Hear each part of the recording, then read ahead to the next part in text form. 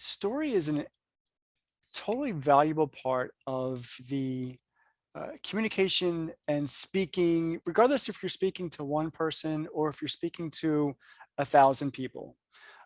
And you do it so well. And I'm always in awe of how you tell your stories, whether it's in a post and I've been in a couple of your coaching sessions, and it's all about really engaging with the audience. And I just really was hoping that you could kind of, enlighten me and talk to us about why story is so important and how you got really good at it. To be quite honest, I'm really jealous. And so Well, thank where you, do you Keith. start?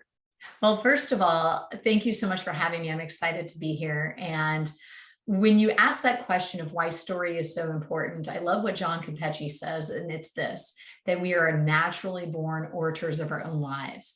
And when we think of it in that way, I think of the connections that we have made with family members, with friends from a personal level, but then from a professional level, the power of story. It's such a persuasive tool to market business, to enhance what you're doing in the world, to friend raise, to make projects that really change the world.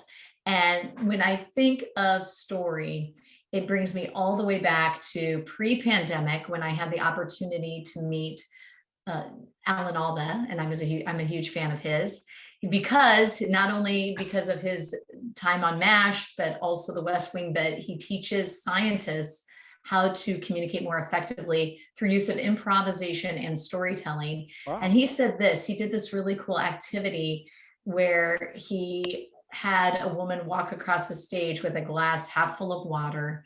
And then she walked back and the audience is just looking, thinking, what is going on here? And then he fills it to the very top and she walks across this and he gives her this directive. He says, okay, I want you to walk across the stage, place that full glass of water on that end table and do not drop a single drop or your whole village will die. Oh my And she gosh. was very excited about this. You could tell she had this fierce determination. And what was really interesting was here's this audience of probably about 1,000 people. I'm in the second row, super close. And she does that first step, and you can just hear this huge gasp, like, is the water going to spill? And then Yeah. pretty soon with each step, we're cheering her on. We're saying, you go, you got this.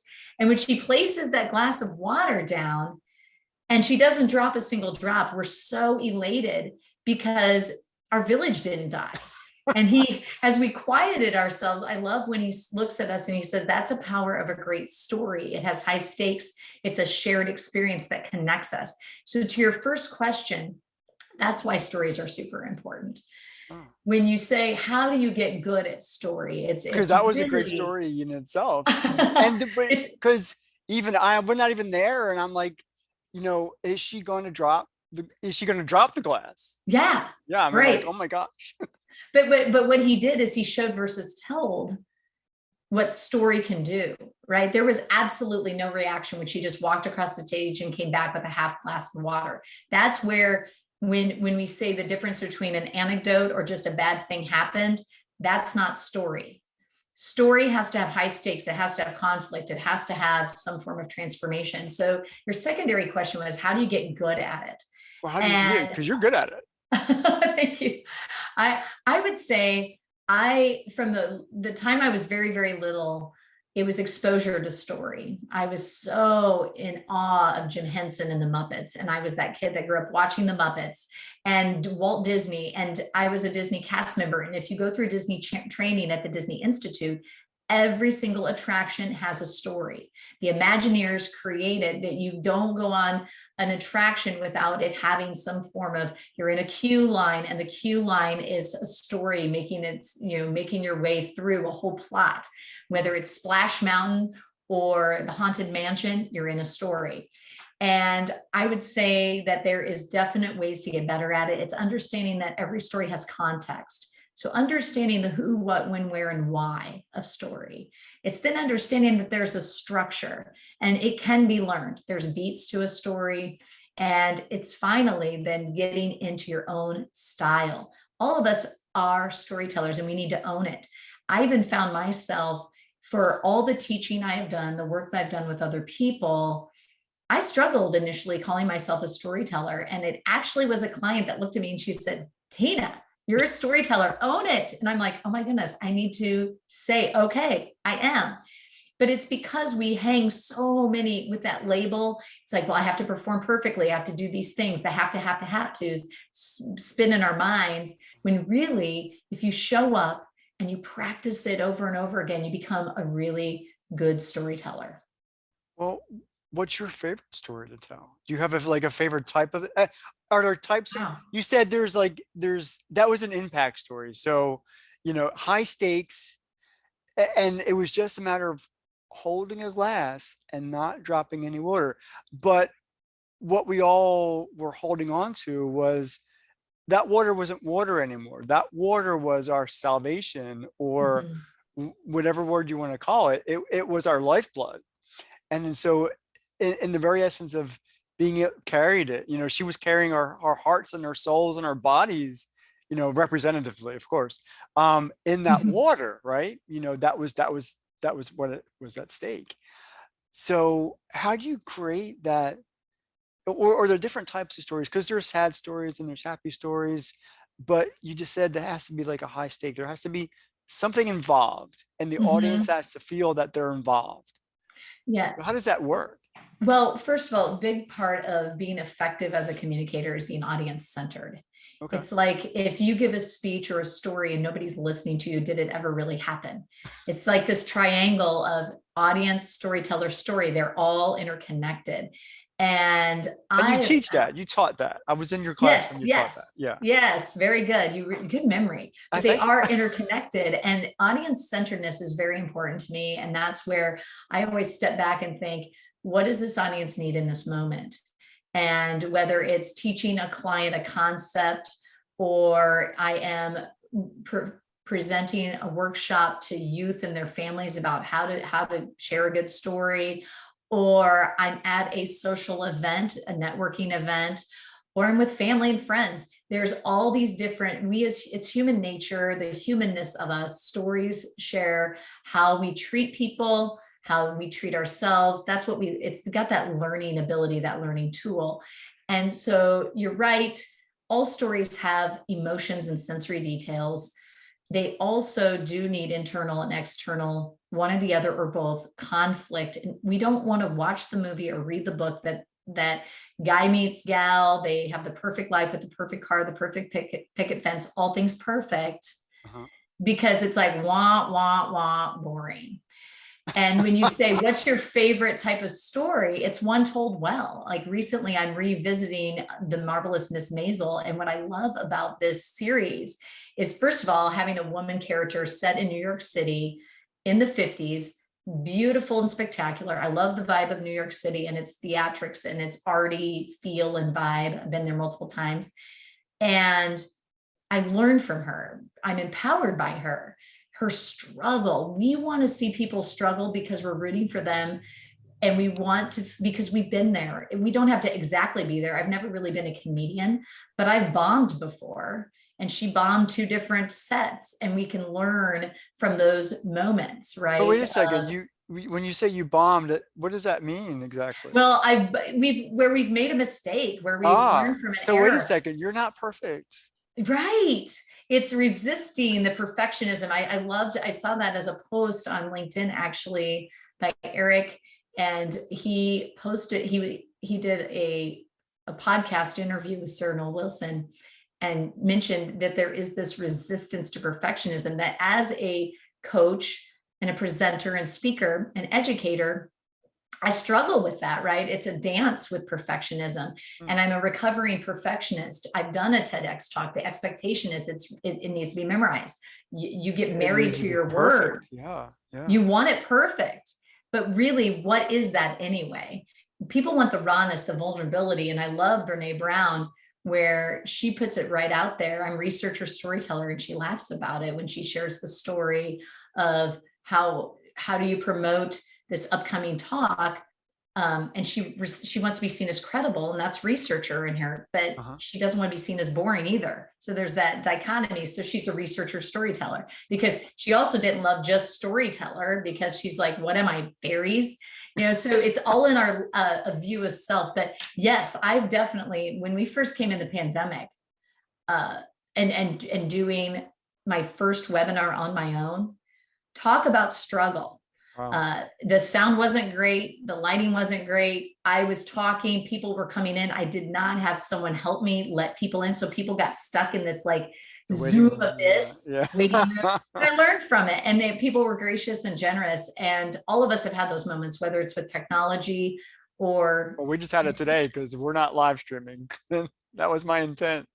yeah. So, but we will go on, record. But so one of the aspects I think you're really good at is engaging and connecting with your audience. And I have to make that assumption. I've not seen you in front of this on the stage with an audience, but as a participant in one of your coaching sessions or a couple of your coaching sessions, um, it would you made us feel, at least I did, and I'll just speak for myself, connected as part of the group. You ask questions, you constantly reinforced.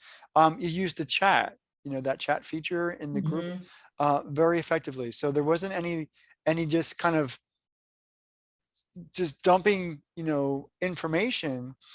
You, even in an intimate coaching session, wanted to make sure that we were listening, we were partaking, and that we were, owning how did we feel about what you just Right. said? What are we thinking about what you just said? And you used a certain way of, um, you would say, if this resonated with you or something, type this in the chat. Mhm. You kind of had this methodology, this, whatever, what would you call it? I mean, this model that you were following, and it worked so well. Well, thank you. It's taken some practice, because it doesn't feel very natural to me in terms of, because I feel like, first of all, I don't see you when you do a Facebook Live or a LinkedIn Live. You don't see your audience. True, true. There's some floating around, and they're in all parts of the United States, maybe, and world. But that first of all is a weirdness initially. And so it took a lot of practice. I actually, prior to you're mentioning my 5-day workshop, I did some practice with that and just made it part of the vernacular of the conversation, because it's not what I say in workshops in person. Or if we're in Zoom and I can see people, you don't say as often, because you can say, raise your hand or unmute. You have to use terminology differently when you are virtual than when you're in person. And that has been uncomfortable initially for me. And I've had to work at that, and it's been a path. But when you think of how you get connected to the audience and that engagement, and that's huge. I've worked with clients that are CEOs, and they've said, I just fear being boring. What it is from my True. background as the educator that I am, it's tapping into different learning styles, different temperaments. And I have a rich background in understanding Keirsey temperament. And that is the core value, affects who you are, how you communicate, work, and lead. You need to tap into those different temperaments. You have to have a fun presentation that has your credibility with knowledge, and that it really is authentic, and that it is structured. If you don't have those components, people will not be able to follow you. They will not believe you. They will not like you. And that's important and essential. The other piece, in addition to understanding temperament, is and learning style, is bringing in story and simplicity with language, so that people can take what it is you have to share and run with it. It's showing versus telling. I can give you data all day long, but stories are 22 times more memorable than data. They just trigger, we've actually, there's research that shows the brain lights up. Mhm. I experience, if you're telling a story, I start to experience with you, Keith, what you're saying. And there's real power in that. So one of I think for me, because I want to get better at telling stories, and I write stories, and I tend to think I write them pretty well. I don't know yet. Nobody's given me any feedback on the stories I posted on LinkedIn just yet, in terms of, the quality of the story. But when I'm talking, like in this conversation, and if I get really, and I'm telling the story and I get really, I'll speed up. And sometimes for me, it's uh, I get too excited. I want to Mhm, tell the story. It's exciting for me. It's powerful for me. And I don't know if that's the right thing to do, or again, as you say, telling stories is a skill that we were mhm, innately born with, maybe. Um, some of us have just practiced it more than others. And I know mhm. I would like to be the one who kind of feels natural at it rather than having to practice it over and over again. Um, so You do have to practice at is it. there I mean, anything that I I need to think, do? Do I need to not be as excited when I tell stories? well, that's a great question. And as far as composure is concerned, we absolutely, from a delivery standpoint, it's great to vary your pace, vary your projection, vary your using pause for effect. If you talk super fast the whole time, our ears can take it in, but we're going to get used to a cadence that gets repetitious and boring. The beauty of oration and of story is you want to color it in a way that matches the intensity, the emotion. So when I'm sharing an experience, and for example, I'm performing a story in a couple of weeks on stage that is a farm story of having to take care of a turkey. And I'm not excited about it because my husband gets injured. And so I go through this What, whole what, fight what, with a what? turkey. Your It's husband? crazy. It's a real, what? It's a real story. Oh my gosh. It's fun and it's a funny story. But what I have found is that when I Wait a get into second. Your the husband gets rumble, the injured. rousing with what? Your husband gets injured. How is that? Well, maybe it's funny to you. Well, that part is not funny. The Oh, okay. turkey part is funny. Okay. That when I get into the point being, I get into a faster pace when I get into that excited moment of fighting a turkey. It's Oh, literally to show the rapid experience of getting whacked in the face from a turkey over and over again, trying to get the turkey back into the coop to save the turkey from harm's way because predators come at night. So we have so I race through that faster at a better, faster pace and cadence because I'm showing that experience through my voice. right. Now, if I want you to really ponder something, I pause. Huh. I slow the cadence. I bring my voice down. That is the beauty of the oral communication we call storytelling. When you read it in a book, you get to do that with your mind. But when you hear it and you want your audience to feel it, that's where the body and the voice are like an orchestra and they need to be in tune and in sync with each other and the words come out and flow out. So yes, you do need to practice. I keep practicing at it and I encourage my clients, no matter how much you think you're good at it, don't just wing it and just throw a story out there in a workshop or in a presentation without practicing it. Because we, by and large, as human beings, it's so much easier to be complex than it is to be simple. And we add way more than what we need to the story. So you want to choose what's essential. And that just takes practice. It's easier to talk for 20 minutes than for 10. And Hmm. a good story is under 10 minutes. Wow. Now I'm all embarrassed now. Oh, no embarrassment.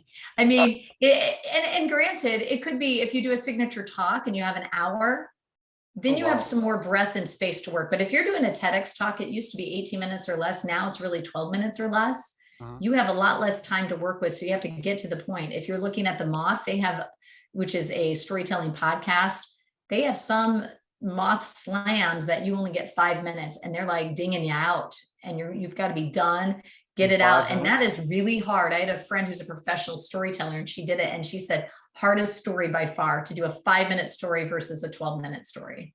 Wow. Well, now It just takes practice. you got It the takes question guys practice. stumped. That was incredible though. Um, so the other thing about story is when we tell a story and the way you told it, you know, about the turkey and your husband, you didn't even include your husband because I know you're waiting for the stage part of that. And then, but there was only two characters. Well, and you're the third There's character. more characters. Okay. It's got my son, my husband, and the turkey, and Okay. then 17 chickens. But it's quite the story where my husband gets injured, and all of a sudden I'm in charge of chores, and I encourage my 8-year-old son at the time to help me.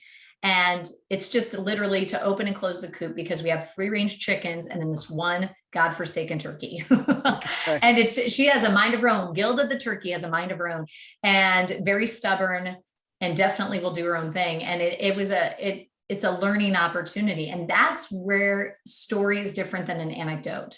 A Okay. story has to have transformation. You have a lesson learned. If you talk about getting in a car accident or having some form of trauma or having a disease, those are traumatic situations that provide context, but it's the story. It's what did you learn or get revealed, or what was a moment in time that maybe how your family reacted when you discovered you had breast cancer, or maybe how you had to overcome going back to work after an accident, whatever that may be. It has to be an event, not just I have this thing or this bad thing happened. It has to have some form of a lesson learned. Okay. So And there was a now, lesson learned with that darn turkey. okay. Well, now see that now that makes sense to me. So, and every time I hear the story, and last year I was kind of doing some practice, kind of writing different types of stories, and I learned about Carl Jung, and I think that's how you pronounce his name, Mhm. um, and then not Napoleon Hill, and now I'm lost for words because it's the hero with a thousand faces, and that's kind of Mhm. like the archetypical way of telling Archetypes. archetype, yeah, of telling stories. So, a character is prompted to go on an adventure and they have to go through this death and rebirth experience. And we see it a lot. We see it over and over. We Mhm. see it a lot. Rags to riches. Yeah, there's a lot of stereotypical types of story. So Right.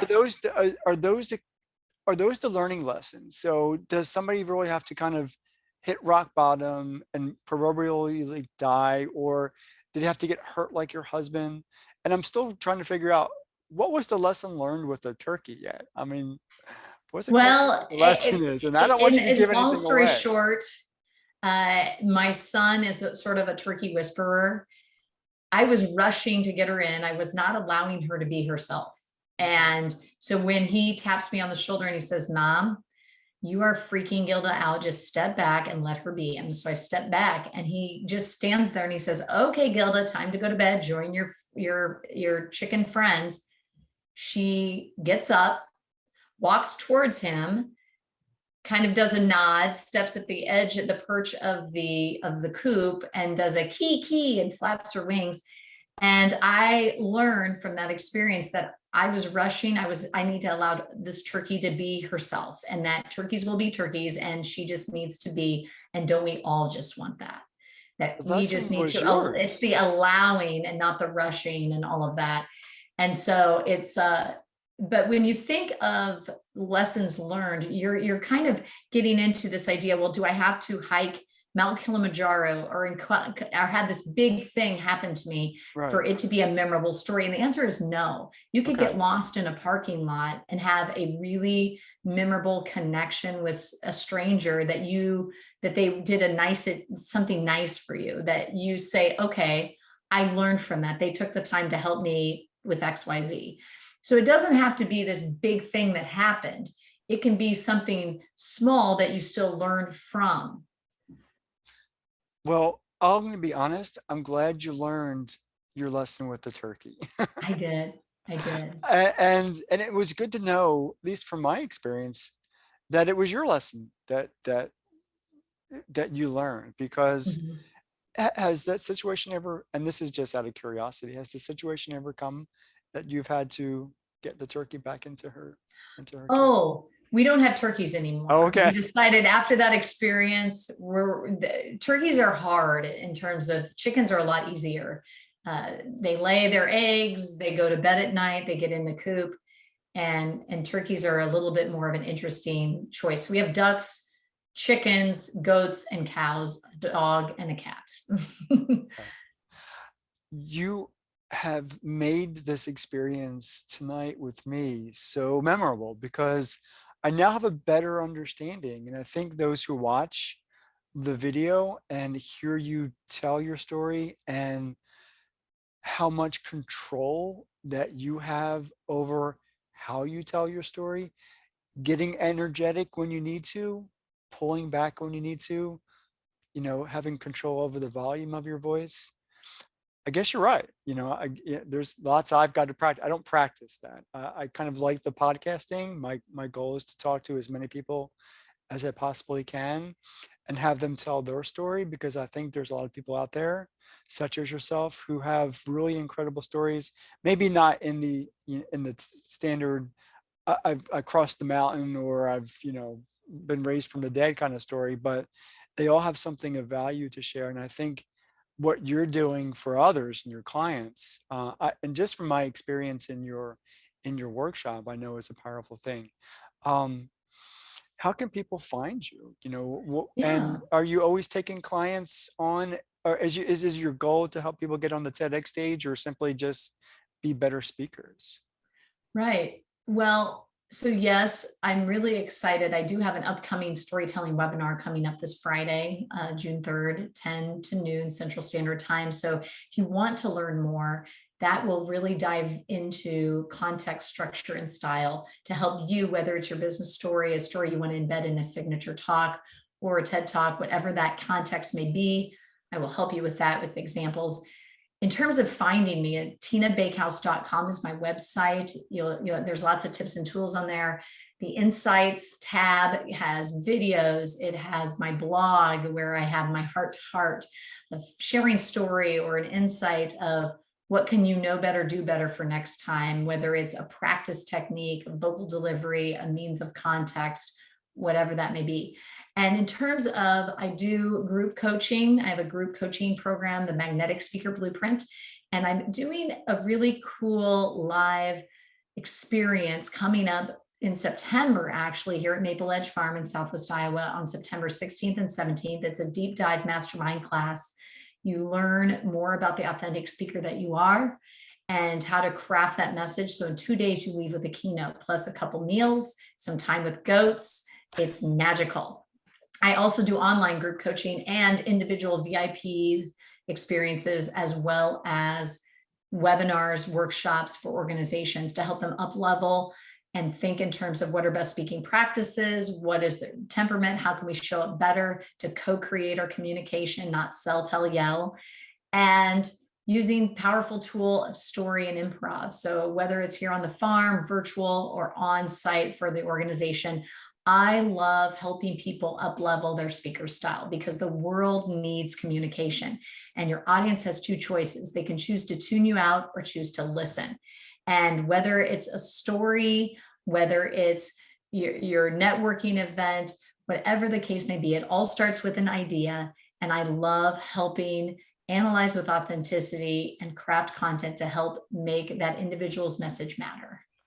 That's fantastic. So what I'm going to do is all of your contact information is going to go in the descriptions. Okay, Perfect. so when I put this on my YouTube channel, there, whoever watches it and say, how do I get in touch? The link is going to be right there. So whether it's Perfect. your LinkedIn profile or your blog and your site, they're gonna go right there. Wonderful. And I love connecting with cool people and having conversations, learning about their story. So just reaching out to me, that's what I'm here for, is to help others find their voice, share their story, and make the difference in the world. And it is through telling our stories and presenting our ideas that makes change happen. Tina B, I know you're busy. If you could just hang with me for, I want to debrief. I want to take us off record, Okay, and then we can just chat for a little bit. sure. Thank you so much for being on the Question Guy podcast. And I'm tongue tied tonight. Let me take us off record.